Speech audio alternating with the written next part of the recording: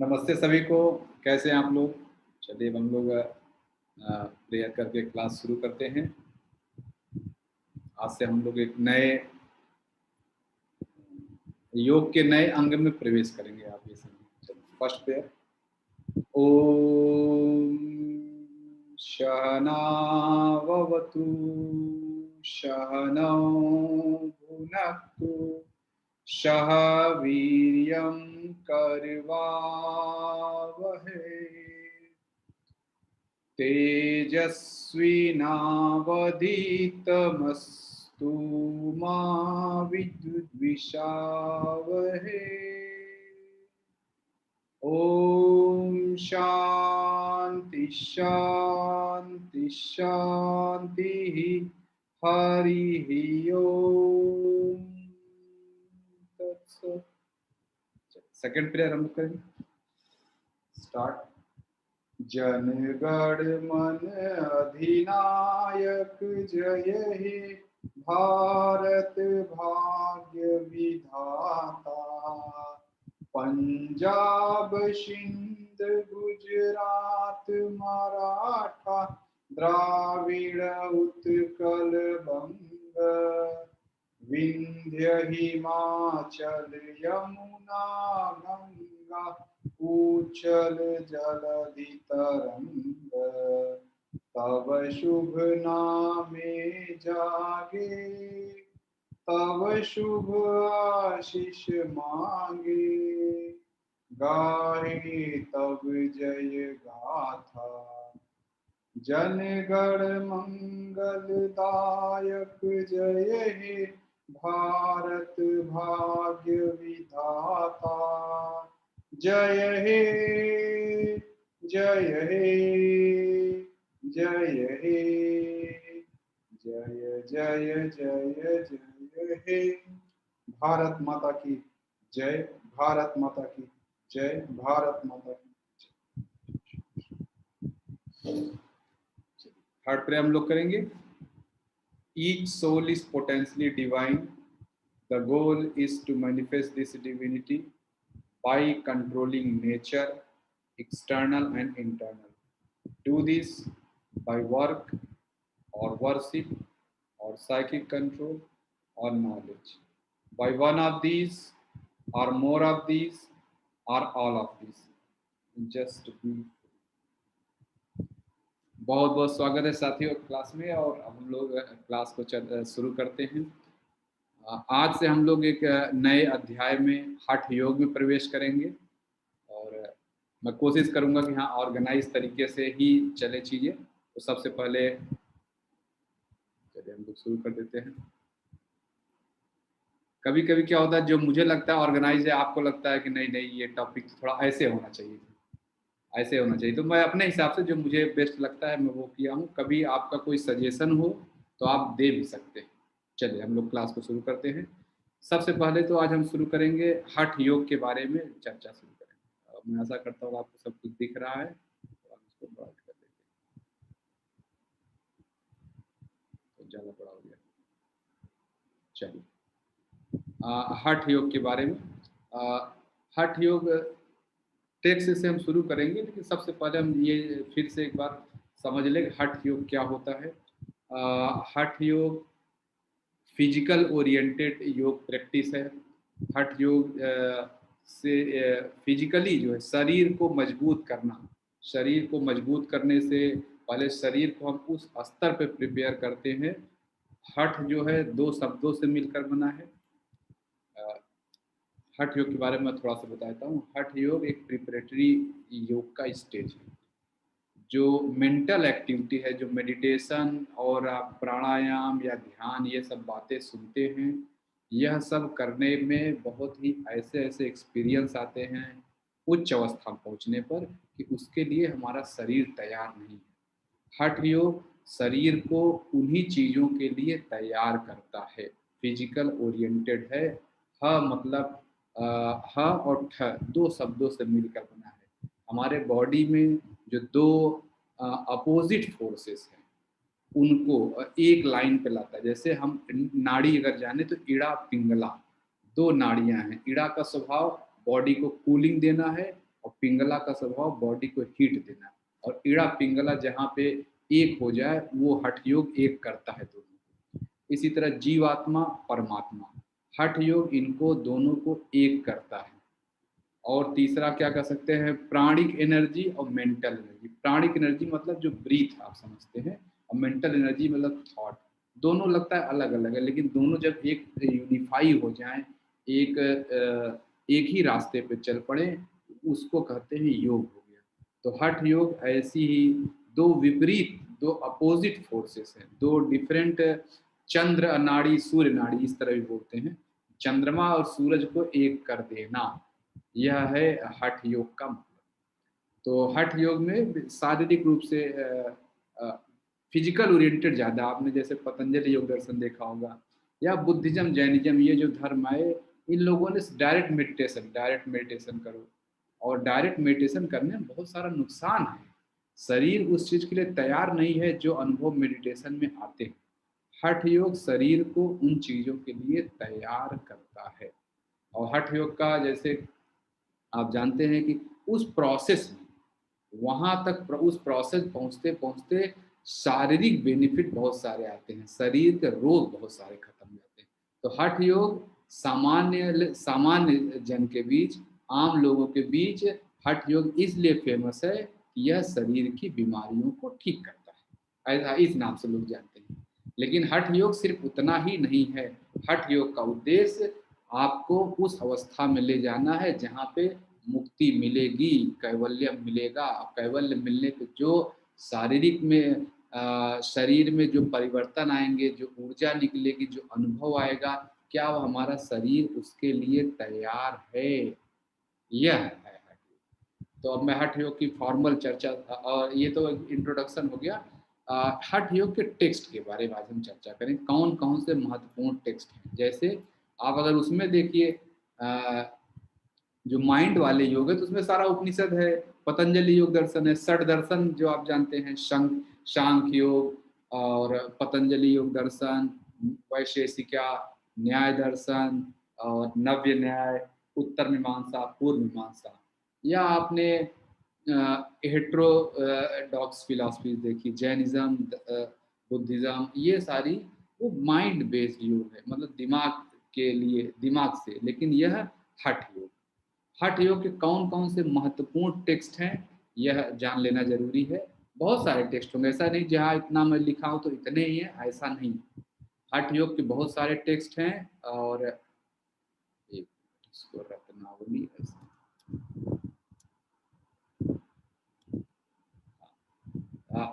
जो महत्वपूर्ण टेक्स्ट है हठ योग के, एक है हठ योग प्रदीपिका। ठीक है, यह बहुत ही मशहूर ग्रंथ है, गोरक्ष संहिता। यह जो 5 नाम लिखे हैं, और भी होंगे, ये मैं इतने ही जानता हूँ इसलिए मैंने लिखा है।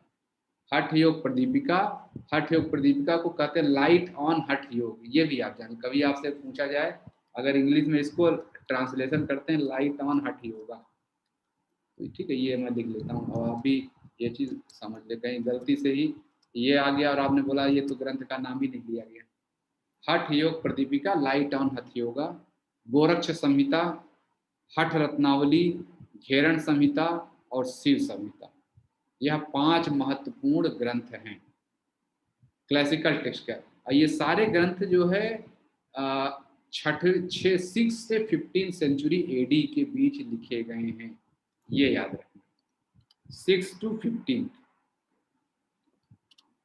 तो ये मुझे लग रहा है आप सब लोग समझ गए, 5 महत्वपूर्ण ग्रंथ है, इसके नाम लिख लें। कोई आपसे पूछा अच्छा हठ योग के 4 ग्रंथ बताइए कौन कौन से है, तो आप बताने की स्थिति में रहे, हठ योग प्रदीपिका, घेरण संहिता, शिव संहिता, गोरक्ष संहिता और हठ रत्नावली, यह 5 ग्रंथ हैं।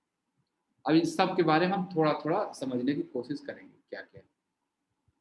इसमें से 2 महत्वपूर्ण जो ग्रंथ हैं, हठ योग प्रदीपिका और घेरण संहिता, को हम थोड़ा डिटेल में स्टडी करेंगे, बाकी का सिर्फ इंट्रोडक्टरी आप कर सकते हैं। तो हम चलते हैं हठ योग प्रदीपिका। हठ योग प्रदीपिका कब लिखी गई है? हठ योग प्रदीपिका लिखी गई है 15वीं शताब्दी के आसपास, 15th सेंचुरी एडी। ठीक है, 15वीं सेंचुरी एडी में ये पुस्तक लिखी गई है। इसके राइटर हैं स्वात्माराम। ये पूछा जा सकता है, बहुत ही महत्वपूर्ण प्रश्न है। हठ योग प्रदीपिका के राइटर का नाम लिखे। स्वात्माराम ये गोरखनाथ जी के शिष्य थे, डायरेक्ट डिसाइपल। गोरखनाथ जिनके नाम पे गोरखपुर बना है, आप जानते हैं। उन वहीं से नाथ संप्रदाय हठ, और ये हठ योग ज्यादातर गोरखपुर के एरिया से ही प्रसिद्ध हुआ। तो स्वात्माराम जी हठ योग प्रदीपिका के राइटर हैं। उस पुस्तक में 4 चैप्टर हैं। टोटल 389 सूत्र हैं। श्लोक कहिए, सूत्र कहिए, जो भी है, या मंत्र कहिए। 389 सूत्र हैं और 4 चैप्टर। हर चैप्टर को उपदेश के नाम से, उपदेश 1, उपदेश 2, उपदेश 3, उपदेश 4, यह 4 है। ठीक है, तो ये 4 चैप्टर्स और 389 सूत्रास। और हठ योग प्रदीपिका में क्या चर्चा की, जैसे आपने सुना है पतंजलि योग दर्शन अष्टांग योग है। बुद्धिज्म में आपने क्या सुना, अष्टांगिक मार्ग है कि नहीं, ऐसा आपने सुना। और जैनिज्म में क्या सुना, त्रिरत्न, थ्री ज्वेल्स। आप उसी तरह यहाँ पे हठ योग जो है चतुरांग है, यानी यहाँ 4 अंगों की बात होती है। कहा जा रहा है कि योग 4 चीजों से मिलकर बना है। तो आपसे कोई पूछे कि चतुरांग योग किस ग्रंथ में बताया गया है, तो आप क्या बोलेंगे, हठ योग प्रदीपिका में। अष्टांग योग किस में बताया गया है, पतंजलि योग दर्शन में। और आगे अभी सप्तांग योग बताऊंगा। सप्तांग योग किस में है, इसमें क्या कहते हैं, घेरण संहिता में। ठीक है, तो चलिए चतुरांग योग। हठ योग प्रदीपिका में चतुरांग योग की 4 चीजें बताई गई योग के लिए महत्वपूर्ण। कौन कौन से हैं, आसन, षटकर्म एंड प्राणायाम। चैप्टर वाइज है। चैप्टर 1 में आसन के बारे में ज्यादा बोला गया है। चैप्टर 2 में है षटकर्म और प्राणायाम, इनको मिला के एक योग कहते हैं। तो पहला अंग हो गया आसन, दूसरा अंग हो गया सत्कर्म एंड प्राणायाम, और तीसरा कर्म हो गया मुद्रा और बंध, और चौथा कर्म हो गया नाद अनुसंधान। यह 4 अंग हो गए। यह एक बार याद कर लीजिए, लिख लीजिए, याद कर लीजिए। कोई आपसे पूछे चतुरांग योगा किस ग्रंथ में है, चतुरांग योग हठ योग प्रदीपिका में है। 4 अंग कौन कौन से हैं, आसन पहला अंग है, दूसरा अंग है षटकर्म और प्राणायाम, तीसरा अंग है मुद्रा और बंध, और चौथा अंग है नाद अनुसंधान। अब इन सब का क्या मतलब है, यह मैं बताने चल रहा हूँ। जो चैप्टर 1 है, उपदेश 1 में आसन तो लिखा गया है, उसके अलावा इन सब की मैं आपसे इस ग्रंथ की बहुत डिटेल में चर्चा करूंगा। उपदेश 1 में है पहला साधक तत्व। कौन कौन से तत्व होते हैं योग के अभ्यास के लिए जो आपकी साधना में सहायक होते हैं। बाधक तत्व, कौन कौन से वो अवगुण हैं या दुर्गुण हैं जो आपकी योग साधना में बाधक होते हैं। यम नियम, पतंजलि योग दर्शन में आपने यम नियम सुने हैं, वहां 5 यम है, 5 नियम है। इसमें चतुरांग योग में 10 यम है, 10 नियम। यम यहाँ पर भी है, नियम यहाँ पर भी। यम का मतलब होता है सोशल एडजस्टमेंट। आप सोसाइटी में कैसे बिहेव करेंगे, सोसाइटी से कैसे इंटरेक्ट करेंगे, या इसको कहते हैं रिस्ट्रिक्शंस। आपकी पर्सनालिटी पे क्या रिस्ट्रिक्शंस लगाया जा रहा है। और नियम आप खुद क्या फॉलो करेंगे, पर्सनल रूल्स हैं। तो यम जो है सोशल रूल्स, और नियम जो है पर्सनल रूल्स, पर्सनल एडजस्टमेंट। फिर मिताहार के बारे में चर्चा। मिताहार मतलब को योगी का खाना कैसा होना चाहिए, ये उसमें है। ये चैप्टर 1 में डिटेल्स बताऊंगा। पथ्य अपथ्य, क्या खाना चाहिए क्या नहीं खाना चाहिए, इसकी भी चर्चा है। और आसन, आसन कैसे आपको मतलब आसन की चर्चा की गई है। सूत्र नंबर मुझे लग रहा है शायद, चलिए मैं नंबर भूल गया, शायद 32 से 54 तक है क्या, वो हम देख लेंगे जब उस चैप्टर में आएंगे। ठीक है, तो साधक तत्व, बाधक तत्व, यम नियम, मिताहार, पथ्य अपथ्य, यह चैप्टर 1 में है। हठ योग प्रदीपिका के चैप्टर 2 में क्या है, षटकर्म और प्राणायाम की चर्चा है। ठीक है, बहुत ही डिटेल में। चैप्टर 1 में 67 सूत्र हैं, चैप्टर 2 में या मैं भूल गया, एक चैप्टर में किसी में 130 सूत्र हैं, सबसे ज्यादा 130 सूत्र हैं।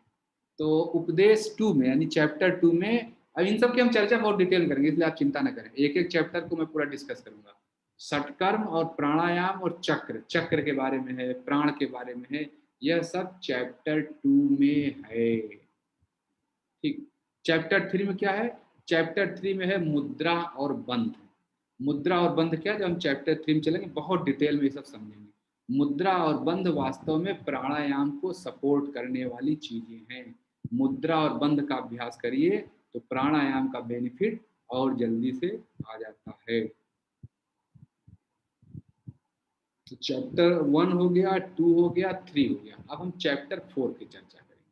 चैप्टर 4 है नाद अनुसंधान। जैसे कि हम लोग जानते हैं, एक तो आवाज़ हम लोग बाहर सुनते हैं, जैसे अब मैं मान लीजिए पंखा चल रहा है, अभी मैं जहाँ बैठा हूँ पंखा चल रहा है, पंखे की एक आवाज़ आ रही, पता है कि आपको सुनाई दे रहा है नहीं। बाहर कुछ और आवाज़ आ रही है, कभी गाड़ी का आवाज़ आता है, कभी कोई बोलता है, जैसे आपको मेरी आवाज़ सुनाई दे रही है। यह जो आवाज़ है ये आपके शरीर के बाहर हो रही है। हम सब के शरीर के अंदर भी एक आवाज़ चल रही है। हमने कभी सुना उस आवाज़ को? नहीं सुना। आप अपनी हार्ट बीट सुनिए, फेफड़ा ऐसे ऐसे कर रहा है, फेफड़ा सुनिए। आप सोचिए जब नदी में जाते हैं, किसी नदी किनारे आप हरिद्वार घूमने जाते हैं, गंगा नदी किनारे, जमुना नदी, कृष्णा, गोदावरी कहीं जाते हैं तो नदी किनारे कितना आवाज़ आता है, क्योंकि वहाँ बह रहा है। आप नहीं समझते जो हमारे शरीर में ब्लड है, यह भी तो नदी की तरह उसी नाले में बह रहा है, जिसको खून, ब्लड वेसल्स कहते हैं। तो अगर इस बड़ी बड़ी नदियों के बहने से आवाज़ आती है तो क्या लगता है जब खून बहता है तो आवाज़ नहीं आती होगी? वो भी आवाज़ आती है, और वैसी ही आवाज़ है जैसे ये बाहर नदियों की आवाज़ है। लेकिन वह सुनने के लिए हमें योग में बहुत आगे जाना पड़ेगा। तब आप देखेंगे कि सांस लेने में भी एक अजीब सी आवाज़ है, और कुछ बोल रहे हैं तो आवाज़ है। आप शांत बैठे तो भी आपको भयंकर आवाज़ सुनाई देगी। इसको कहते हैं नाद अनुसंधान। वो चौथे चैप्टर में, योग ऑफ साउंड। ये पहले ग्रंथ के बारे में, हठ योग प्रदीपिका के बारे में इतना बेसिक चीजें हो गई। राइटर स्वात्माराम, 4 चैप्टर हैं, बस इतना ही पर्याप्त। 389 मंत्र हैं, सारे चैप्टर्स को उपदेश के नाम से बोला गया है। पहले में आसन बोला गया है, दूसरे में प्राणायाम षटकर्म, तीसरे में मुद्रा और बंध, और चौथे में नाद अनुसंधान। अब अगला ग्रंथ है हमारा हठ रत्नावली।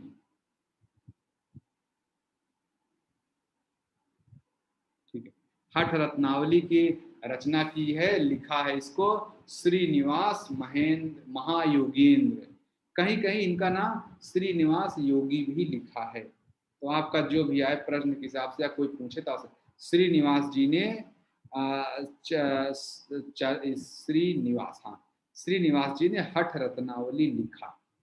और कब लिखा है? 1625, कोई फिक्स नहीं, लेकिन ऐसा इनके लेख से पता चला कि 1625 से 1695 के बीच लिखा गया है।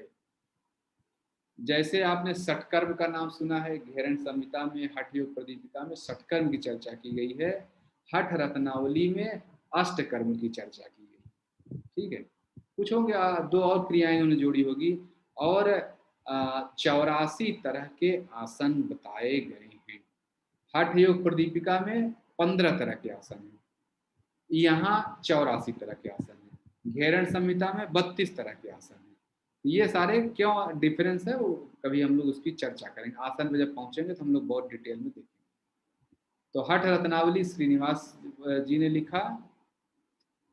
अष्टकर्म की बात करते हैं, 84 आसन है, और एक इसमें जैसे जीवात्मा और परमात्मा समझते हैं, तो इसमें पांडा और ब्रह्मांड, 2 चीजों की चर्चा है। पांडा किसको कहते हैं? माइक्रोकॉज्म को, और ब्रह्मांड कहते हैं माइक्रोकॉज्म। माइक्रो लेवल पे जीवात्मा पांडा कही गई है, और ब्रह्मांड जो पूरे परमात्मा को ब्रह्मांड कहा गया है।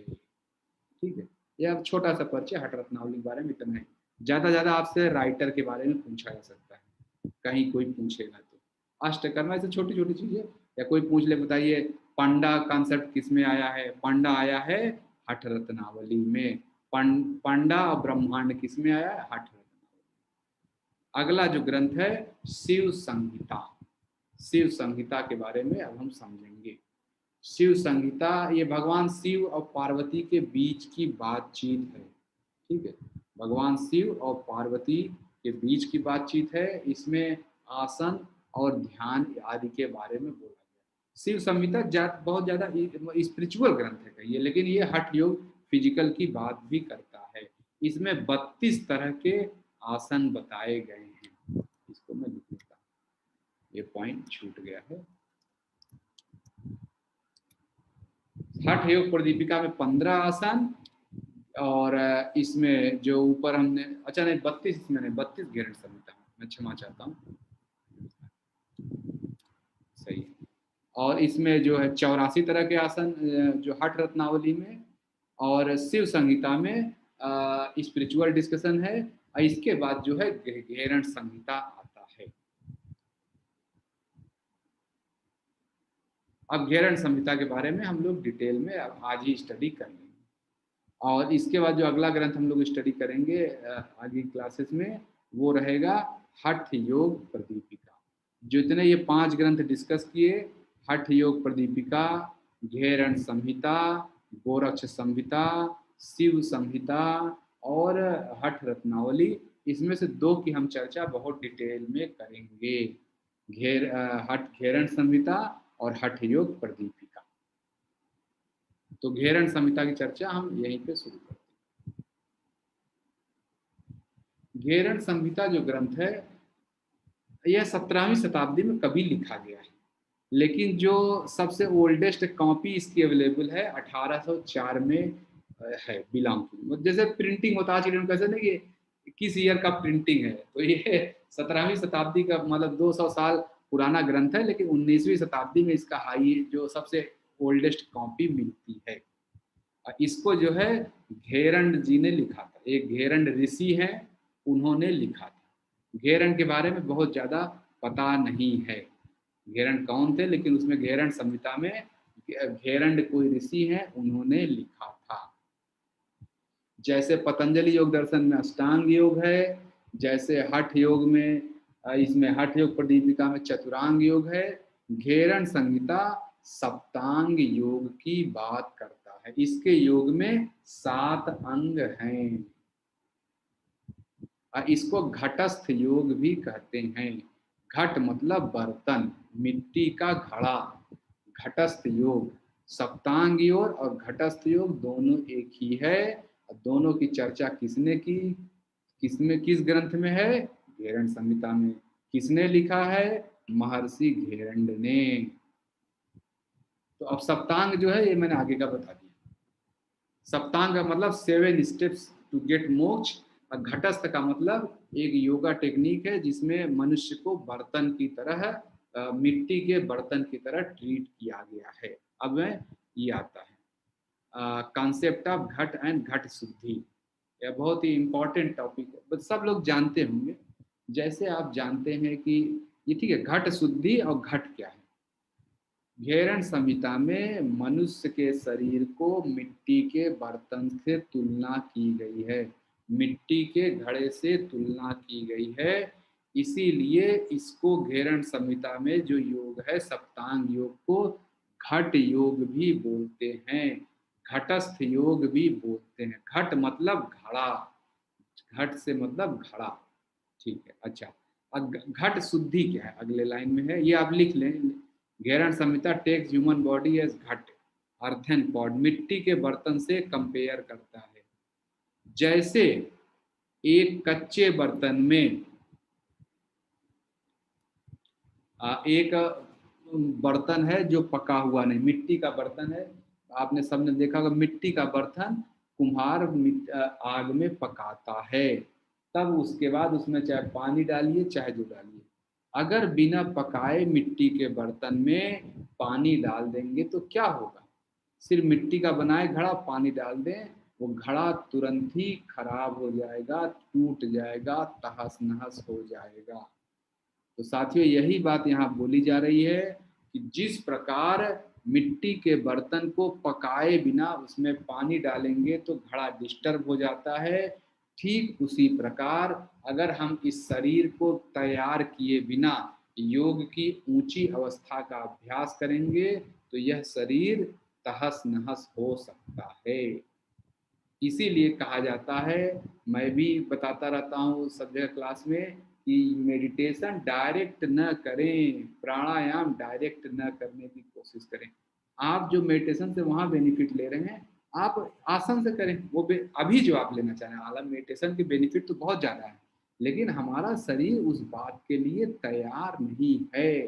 पहले हम इस घड़े को शुद्ध करेंगे आग में पकाकर, और इस शरीर का इस घट का आग कौन है? इस घट का आग है योग। अपने शरीर को हम योग की अग्नि में तपाएंगे, फिर जो एनर्जी निकलेगी उसको हम जब योग की उच्चतम अवस्था का अभ्यास करेंगे, तब जो एनर्जी आएगी, जो अवस्था आएगी, वो हमारा पूरा शरीर उसको रखने के लिए तैयार हो जाता है। उस अनुभव को लेने के लिए शरीर तैयार हो जाता है। यही इसी को कहते हैं घट शुद्धि। योग की अग्नि में शरीर रूपी बर्तन को पका लेंगे तो यह शरीर उच्च योग की उच्च अवस्थाओं के अभ्यास के लिए तैयार हो जाता है, और वही हमारा योग का उच्चतम बेनिफिट है। इसको कहते हैं घट शुद्धि। कोई आपसे पूछे घटस्थ योग की चर्चा कहाँ की गई है, तो घेरण संहिता। घट शुद्धि कहाँ होती है? घेरण संहिता में। ठीक, तो देखिए ये हो गया। अब हम आगे चलते हैं। अब हम सप्तांग योग, 7 योग अंग कौन कौन से हैं उसकी हम चर्चा करें। उसके पहले यह सूत्र एक लिखा हुआ है, शोधनम दृढ़ता चैवम अस्थैर्यम च लाघवम, और प्रत्यक्षम च निर्लिप्तम च सप्तांग क्या कहते, घटस्थ सप्त साधनम, घटस्य सप्त साधनम। देखिए, शोधन, दृढ़ता, अस्थैर्य, धैर्य। शोधनम दृढ़ता चैवम अस्थैर्यम धैर्य च लाघवम प्रत्यक्षम च निर्लिप्तम च घटस्य सप्त साधनम। तो क्या शोधन पहला चीज है, बेनिफिट जो आएंगे सप्तांग योग से। पहले अंग से शोधन होता है, दूसरे अंग से शरीर में दृढ़ता आती है, तीसरे अंग से, जो सप्तांग का तीसरा अंग है, उससे शरीर में स्थिरता आती है, चौथे अंग से शरीर में धैर्य आता है, और पांचवें अंग से शरीर में लघुता आ जाती है, अर्थात शरीर बहुत हल्का हो जाता है। छठवां अंग में हम अपनी प्रत्यक्ष क्षमताओं को देखने लगते हैं, हम अपनी क्षमताओं को देखने लगते हैं। और निर्लिप्तम मतलब कि हम समाधि के अवस्था को प्राप्त कर लेते हैं। यही घटस्य सप्त साधनम है, मोक्ष अवस्था को प्राप्त करने का घेरण संहिता में यही सप्त साधन बताए गए हैं। तो अब हम आगे चलते हैं। आगे जैसे षटकर्म है, आप सब लोग जानते हैं, तो षटकर्म इस सप्तांग का पहला अंग है। पतंजलि योग दर्शन पहला अंग क्या है? यम, नियम। यहाँ पहला अंग क्या बोल दिया गया? षटकर्म है। कौन कौन से प्योरिफिकेशन टेक्निक्स हैं? 6 हैं, ये आप सब लोग जानते हैं, इसमें मैं डिटेल नहीं जानता हूँ। नेति, धौती, बस्ती, नौली, त्राटक, कपालभाति, यह सब लोग जानते हैं। नेति जो है नाक के एरिया को क्लीन करती है, धौती जो है पेट के ऊपर के एरिया, मतलब जो पाचन नली है उसके ऊपर के एरिया को वो करती है। ठीक है, अब पेट तक के एरिया को धौती, जो दंड धौती, वस धौती, वमन धौती। बस्ती जो है लोअर पाचन तंत्र के नीचे के एरिया को, एनस के एरिया को, कोलोन को, रेक्टम को साफ करती है, बस्ती क्रिया। फिर आता है नौली। नौली क्रिया से पेट के एरिया की सफाई होती है, एब्डोमन रीजन या आंतों को भी कह सकते हैं, नौली क्रिया। फिर कपालभाति क्रिया से सीने का हिस्सा और मस्तिष्क के आगे का हिस्सा क्लियर होता है। इससे कपालभाति कहते हैं। त्राटक से आई रीजन की सफाई होती है। तो यह हुआ षटकर्म। षटकर्म करके साधियों शोधनम आता है। शरीर शोधन इसीलिए कहते हैं शरीर शोधन क्रिया। शोधनम के बाद है दृढ़ता। जो अगला गुण है दृढ़ता। दृढ़ता आता है आसन से। आसन करने से दृढ़ता आती है। आप लोग इसीलिए ध्यान से देखिए, पहले आसन देश योग में आपको कराया जाता है, फिर प्राणायाम वगैरह बहुत आगे जाके। पहले शरीर को हम उस तरह तैयार कर लें कि प्राणायाम से जो बेनिफिट आएंगे उसको हमारा शरीर लेने को तैयार है। बिना उसके नहीं करना चाहिए, यह ध्यान रखें। टोटल 32 आसन है। इसके बारे में एक छोटी सी जो हमने बात मैंने अपने गुरु जी से सुना है इसके बारे में। हम जो जीव, जितने तरह के जीव हैं, लगभग 84 लाख जीव हैं। 84 लाख जीवों में हर जीव का एक रेस्टिंग पोज है, आराम करने का साधन पोज। ठीक है, तो इस तरह हम शास्त्रों में कहा जाता है 84 लाख आसन हैं। हर जीव के लिए एक अलग आराम की अवस्था है। मानव जीवन के लिए आराम की अवस्था क्या है? शवासन। जब हम सोते हैं, देखिए शवासन में रहते हैं, कोशिश करते हैं। तो ये 84 लाख जो आसन थे, इसको कहा जाता है भगवान शिव ने पार्वती जी को बताया। तो पार्वती जी बोली ये तो बहुत ज्यादा है, ये हमारी जो संतानें हैं, जो ये पृथ्वी लोक पे जो मनुष्य हैं, ये कैसे करेंगे? इतना तो कर नहीं पाएंगे, आप कम करिए। तब जो है भगवान शिव ने और कम किया, फिर 84 पे आए। फिर बोले नहीं नहीं, ये 84 आपको करना पड़ेगा। तब भगवान माता पार्वती बोले नहीं नहीं, ये तो हमारे जो संसार के लोग हैं बहुत बिजी हैं, उनके पास इतना समय नहीं है वो योग करेंगे, अब आप और कम करो, 84 से कम। तब भगवान शिव ने 32 आसन बोले। वही 32 आसन इसमें घेरण संहिता में लिखे हैं। और यह जब अभ्यास करते हैं जो 32 आसनों के, तो आपके शरीर में दृढ़ता का गुण आता है। बहुत सारे एनर्जी और साइकिक सेंटर ओपन होते हैं।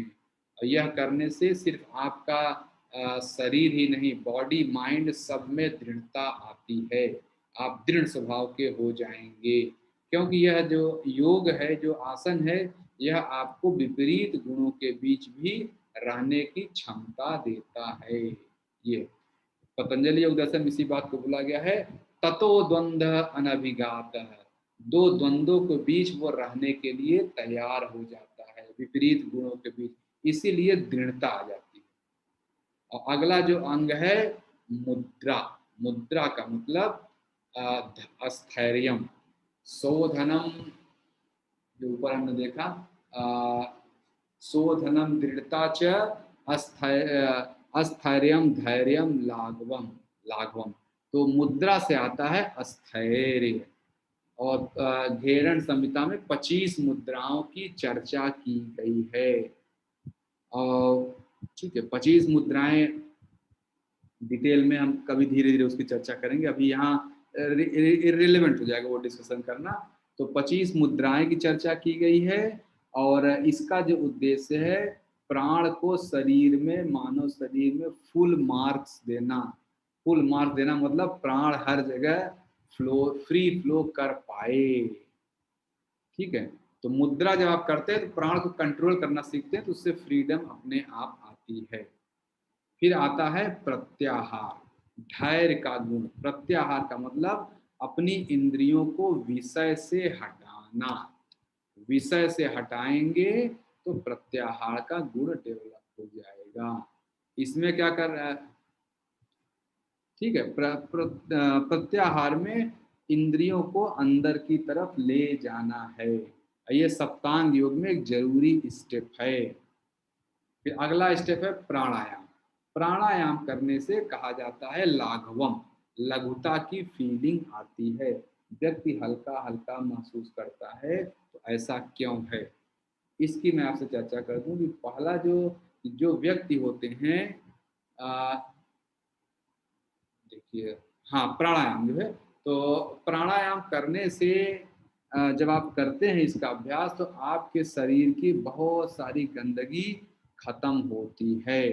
और प्राणायाम करने से शरीर में जब गंदगी खत्म होगी, फैट निकल जाएगा, तो शरीर ऐसे ही हल्का लगने लगेगा। और प्राणायाम का अभ्यास करते करते आप देखेंगे धीरे धीरे शरीर जो है एयर सॉरी क्या कहते हैं, हाँ शरीर क्या मैं बोलने जा रहा था, अभी देखिए दिमाग से स्लिप कर गया। हाँ, प्राणायाम का अगर अभ्यास करते रहेंगे तो जो फैट वगैरह निकलता है बाहर निकल जाता है, गंदगी निकल जाती है, तो शरीर ऐसे ही हल्का हो जाता है। तो प्राणायाम से लाघवम आता है, हल्कापन महसूस होता है। ठीक,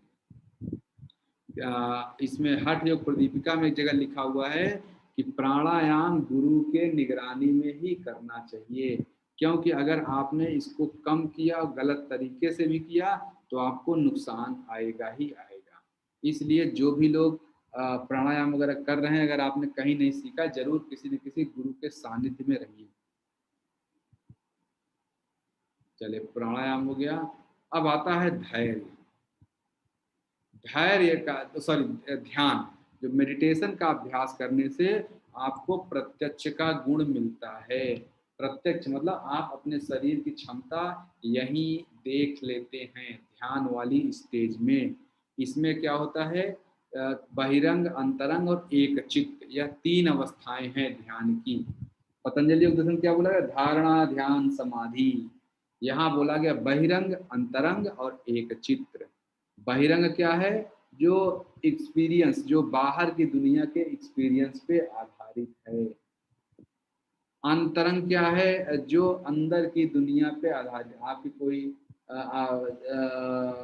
कुछ आप देखिए मैं क्या बोलने, बहिरंग बाहर की दुनिया पर आधारित है, अंतरंग अंदर की दुनिया, अंदर की दुनिया बेसिकली दिमाग, माइंड के रिपल्स पर आधारित है। एक चित्त जो है एकदम ट्रू सेल्फ के इनर पोर्शन पे, जो मैं नाद अनुसंधान कर सकते हैं आप, जैसे जो नाद अनुसंधान वो चीज आप कर सकते हैं। एक चित्त, यह ध्यान से आता है। ध्यान से क्या आता है, प्रत्यक्ष।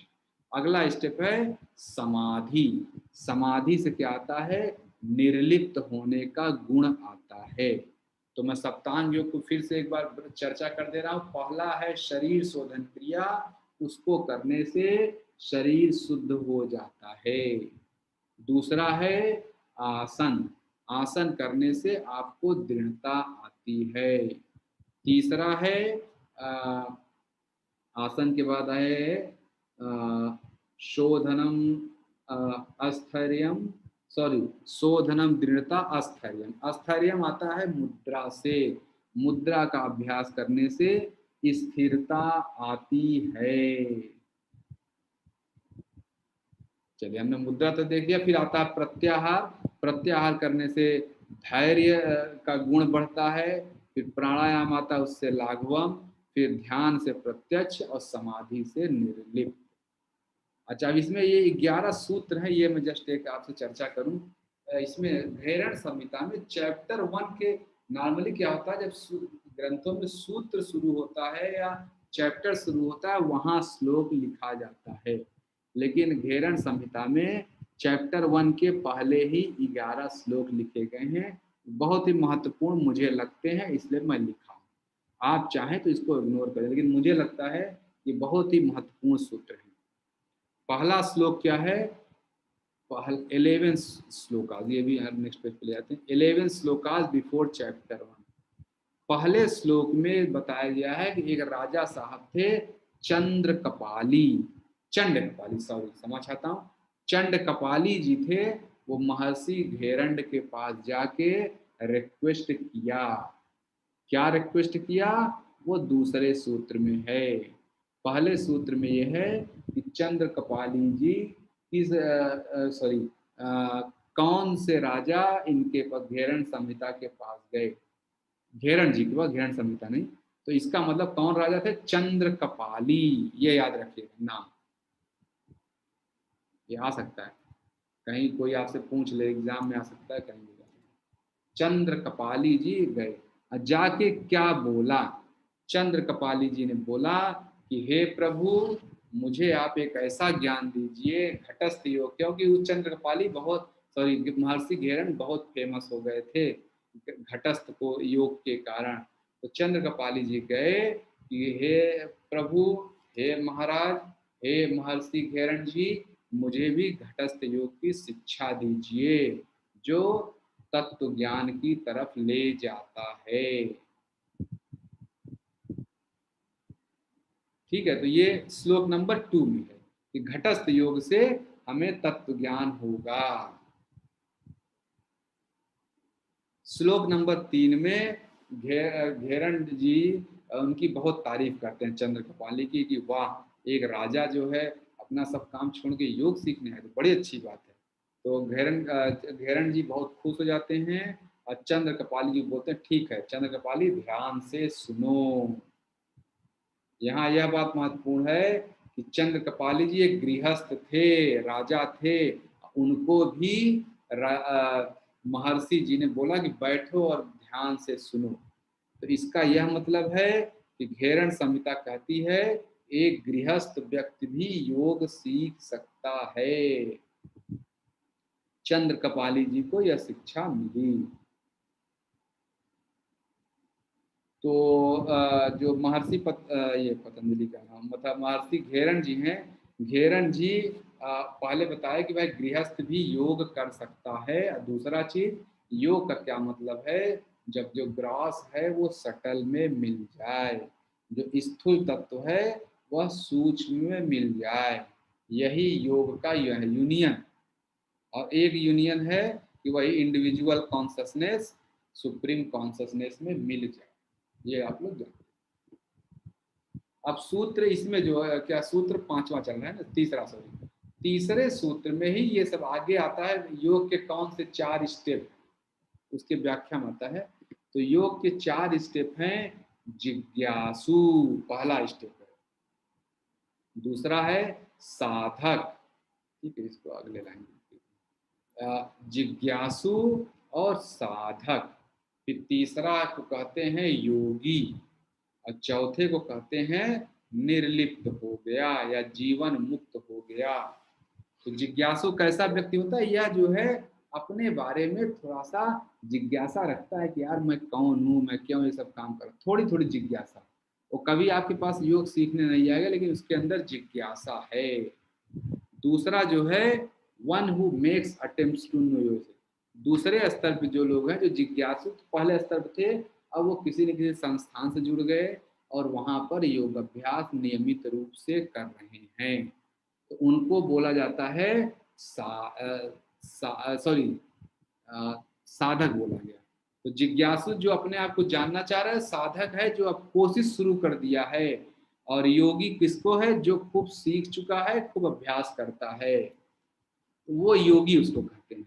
और जीवन मुक्त कौन है, जिसने ज्ञान कुछ अनुभव भी ले लिया ज्ञान का और कुछ कर्म को सुधार लिया, ऐसे व्यक्ति को जीवन मुक्त कहा गया है।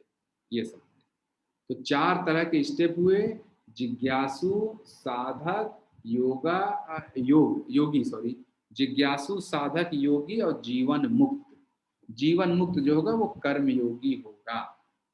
तो ये बड़ा अच्छा ही मतलब घटस्थ योग जो है पता इनका महर्षि घेरन जी का जो योग है बहुत ही प्रैक्टिकल है। इन्होंने जीवन मुक्त वाले व्यक्ति को वो नहीं बोला कि एकदम बैठ जाएगा मेडिटेशन करेगा या कुछ काम नहीं करेगा, बल्कि बोला गया कि कर्म योग भी रहेगा, ये ज्ञान योग की बात भी करेगा, दोनों में ही यह एक्सेल करेगा।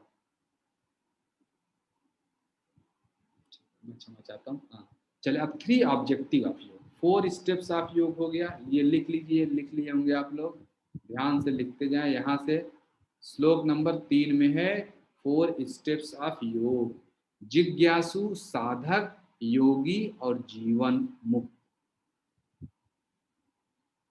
ठीक है, तो जो लोग जैसे देश योग में जो क्लासेस होते हैं, जो सांख्य की क्लास में आते हैं, उनको आप जीवन मुक्त कर सकते हैं, वो ज्ञान योग भी जान जाते हैं, कर्म योग भी जान गए थोड़ा।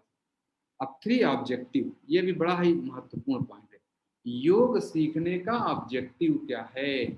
सब लोग ये 4 स्टेज का या जो योग सीखेंगे 4 स्टेज का, जिज्ञासु बनेंगे, जिज्ञासु के बाद वो साधक बनेंगे, योगी बनेंगे और जीवन मुक्त बनेंगे। करेंगे। तो इनका क्या वो है, क्या करेंगे ये लोग? तो 3 ऑब्जेक्टिव, पहला है अपनी पर्सनालिटी को डेवलप करेंगे, मन बुद्धि को डेवलप करेंगे। दूसरा जो है अपने शरीर के हिडन पोटेंशियल को के प्रति जागृत हो जाएंगे, हिडन पोटेंशियल वाले पॉइंट पे। फिर तीसरा है, ये पॉइंट बहुत, to apply the knowledge for welfare of society and continuous his और हर ओन साधना। जब आप थोड़ा सा साधना सीख गए हैं और सोसाइटी में कंट्रीब्यूट कर सकते हैं, तो अपने एरियाज में जहां भी आप चाहें कंट्रीब्यूट करने लगे। ये नहीं कि मैं पूरा योग सीख लूंगा तब मैं बोलना शुरू करूंगा, वो सीखने में आपको भी कई साल लगेंगे। जितना मैं सीखा वही मैं आपको दूंगा तो कई साल लगेंगे। तो इसलिए मेरा ये निवेदन है कि अपने हिडन पोटेंशियल को जानने के लिए और जाने और अपने नॉलेज को सोसाइटी के वेलफेयर के लिए इस्तेमाल करें और साथ में अपनी साधना भी करते रहें। 3 ऑब्जेक्टिव मुझे लग रहा है मैं बता पाया, लिख लिया आप लोगों ने समझ के। योग के 3 महत्वपूर्ण ऑब्जेक्टिव हैं। कौन कौन से? अपने माइंड को प्योर करना, बॉडी को प्योर करना, फिर अपने को हिडन पोटेंशियल को देखना, और फिर उस पोटेंशियल का उपयोग शरीर मतलब अन्य लोगों की भलाई के लिए करना। ये 3 ऑब्जेक्टिव ऑफ योगी है, योगी के। श्लोक नंबर 4 में जैसे मैंने बताया कि ये घेरण संहिता शुरू होने के पहले चैप्टर के पहले ही 10-11 सूत्र लिखे गए हैं। मुझे बड़े इंपॉर्टेंट लगते हैं, मुझे लगता है यही इंपॉर्टेंट है और कुछ इंपॉर्टेंट नहीं, इसलिए मैं ये आपसे चर्चा करूँ। तो ये श्लोक नंबर 4 में क्या बोला जाता है कि माया में उलझने से अच्छा कोई बड़ा पाप नहीं, योग से बड़ी कोई ताकत नहीं, और ज्ञान योग से बड़ा कोई फ्रेंड नहीं। ज्ञान अगर आपके पास है तो कोई फ्रेंड नहीं। तो ये श्लोक नंबर 4 में है।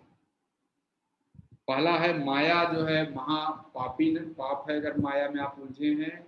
दूसरा जो है अब कोई भी ताकत, कोई भी फोर्स योग के फोर्स से बड़ा नहीं हो सकता है, कोई मेडिसिन सिस्टम। और जो है नो फ्रेंड बेटर देन ज्ञान, ज्ञान योग से बड़ा कोई भी आपका मित्र नहीं है, यह ध्यान रखें। और एनिमी अहंकार से बड़ा कोई आपका शत्रु नहीं है, यह भी ध्यान रखें। आपके शत्रु कौन है? अहंकार। यह 4 चीज है। सबसे बड़ा पाप है माया में रहना, फिर योग जो है सबसे बड़ा बल है, और ज्ञान सबसे बड़ा मित्र है, और अहंकार सबसे बड़ा दुश्मन है। यह पॉइंट है, हमेशा अहंकार से दूर भागिए, वो सबसे बड़ा दुश्मन है। श्लोक नंबर 5 में ये बातें मैंने आपको बता दिया कि as knowledge of letters make to, हाँ, जैसे हमें अक्षरों का ज्ञान होने से हम एक पुस्तक पढ़ पा रहे हैं, ऐसा तो है नहीं कि आप उसकी स्पेलिंग पढ़ते हैं, आप उसका क ख ग पढ़ते हैं, आप अक्षर का ज्ञान इतना हो गया है। यानी आप हिंदू शास्त्रों के या हिंदी भाषा में एज नॉलेज, हाँ, तो जैसे आप एक लेटर समझ के पूरे शास्त्र को समझते हैं, ऐसे योग में भी अब हमें आगे बढ़ धीरे धीरे सीख के तत्व ज्ञान की तरफ बढ़ना चाहिए, जल्दबाजी न करें।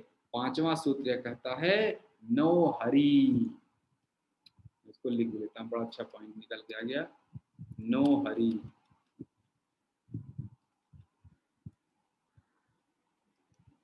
For learning, for practising all.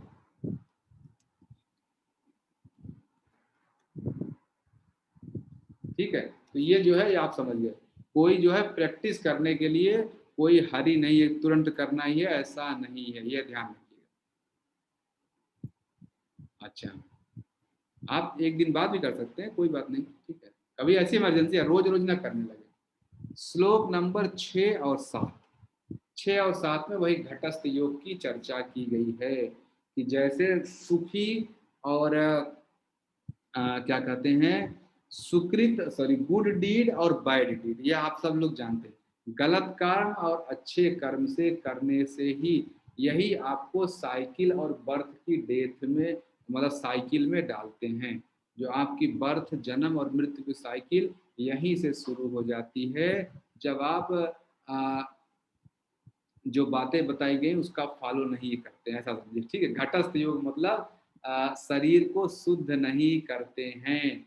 जब तक ये नहीं कर रहे हैं, आप जन्म मृत्यु का खेल चलता रहेगा। जैसे आपने कभी देखा होगा जहाँ गन्ने का जूस वगैरह निकलता है, या अब तो ट्रैक्टर से सिंचाई होने लगी, लेकिन जब घड़े से, सॉरी, बैल से सिंचाई होता था, तो बैल के कान में एक घंटी या नुमा चीज बांध देते थे, घट यंत्र। जब तक वो घंटी बजती रहती है, बैल चलता रहता है। बैल यह बात नहीं जानता कि मैं रुक जाऊं तो रुक, थक, वो थक के भी चलता रहता है, क्योंकि उसे यही नहीं पता कि आवाज मेरे ही गले से निकल रही है। तो वैसे ही अगर आप ये कर्म का सुकृत और दुष्कृति कोई भी कर्म करते रहेंगे, तो आप देखेंगे जन्म मृत्यु का चक्र चलता ही रहेगा।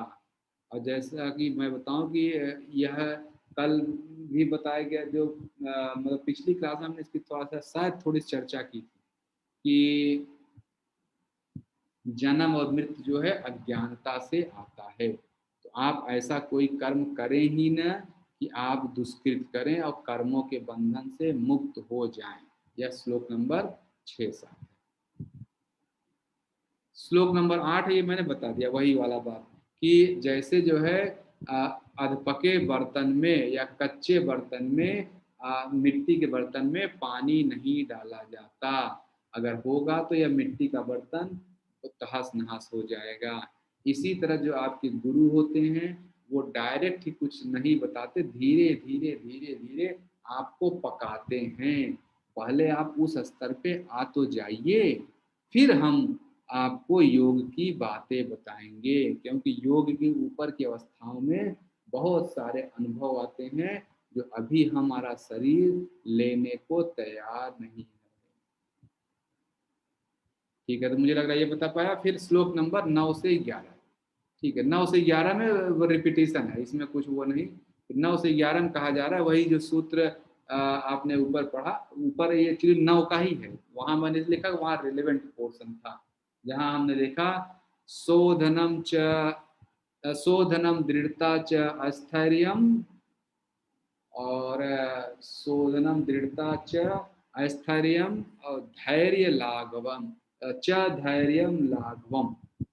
फिर नीचे नीचे की लाइन क्या कहते हैं, लाघवम, और नीचे की लाइन है प्रत्यक्ष च निर्लिप्तम च सप्ता, क्या है, सप्त शोधनम, एक शब्द में छूट गया, सप्त शोधनम। ठीक है, तो एक बार, तो अब ये सातों से आपको क्या क्या लाभ मिलेगा वो पहले भी बताया जा चुका है, कि शोधन क्रिया करने से, जो आपका शरीर शोधन क्रिया करने से शोधन होता है, 6 क्रियाज हैं। आसन करने से आपको दृढ़ता आती है, जिसका इंग्लिश में नेम स्टेडीनेस है। और ये आसन के बाद आता है ये अस्थैर्यम, अस्थैर्यम आएगा आसन, आसन से तो हो गया, इससे प्राण नहीं नहीं, आसन से अस्थैर्यम आएगा, इससे मुद्रा से, सॉरी मैं क्षमा चाहता हूँ, ये आसन से आएगा आपको दृढ़ता, और मुद्रा से आएगा अस्थैर्यम, स्थिरता आती है मुद्रा से। फिर आता है अस्थैर्यम के बाद गुण आता है धैर्यम, धैर्य का गुण प्रत्याहार से आता है। ठीक है, और लाघवम, लाघवम का मतलब शरीर में जब प्राणायाम का अभ्यास करते हैं तो बहुत सारे मल, अशुद्धि और जल जाते हैं, और इससे प्राणायाम में प्राणायाम करने वाले को, साधक को, प्राणायाम करने वाले को शरीर बहुत हल्का महसूस होता है, बहुत हल्का महसूस होता है। क्यों? क्योंकि आपकी गंदगी बहुत सारी निकल गई। ये 5वां है प्रत्यक्षम, प्रत्यक्षम मतलब रियल टाइम एक्सपीरियंस, जो ऊपर लिखा गया बहिरंग, अंतरंग, और एक और क्या नाम था, बहिरंग, अंतरंग, इम्पोर्टेंट चीज है।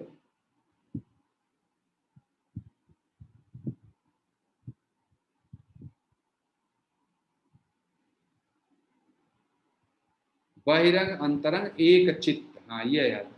ध्यान जो है बहिरंग यानी मेडिटेशन, जो यहाँ पतंजलि योग दर्शन बोला है, बहिरंग अंतरंग और एक चित्र, इस तरह के एक चित्त सॉरी इस तरह के अभ्यास से आप और बहुत आगे निकल जाएंगे ध्यान के केस में, यही वाला चल रहा है। ठीक है, बहिरंग अंतरंग और जो तीसरा वाला हमने देखा एक चित्त अल, अच्छा ये सॉरी प्रत्यक्षम में आ गया, प्रत्यक्षम में ये हो गया। फिर उसका निर्लिप्तम, निर्लिप्तम में हम निर्लिप्त हो जाएंगे, डिटैच्ड माइंड के हो जाएंगे। यह साथियों सप्तांग, ये रिपीट भी हो गया, ऊपर भी ऑलरेडी है। तो आसन शोधन, शरीर शोधन क्रिया करने से शोधन होता है। आसन करने से दृढ़ता आती है, मुद्रा करने से स्थिरता आती है, स्थिर मुद्रा हो गया। फिर उसके बाद प्रत्याहार करने से धैर्य का गुण आता है। प्राणायाम करने से इसका लाघवम का गुण आता है। और प्रत्यक्षम करने से प्रत्यक्ष वाली अवस्था तक पहुंचने में आपको आता है जो यही बहिरंग अंतरंग और एक चित्त, और तीसरा फिर निर्लिप्त। इस तरह साथियों हमने पूरा चर्चा कर दिया।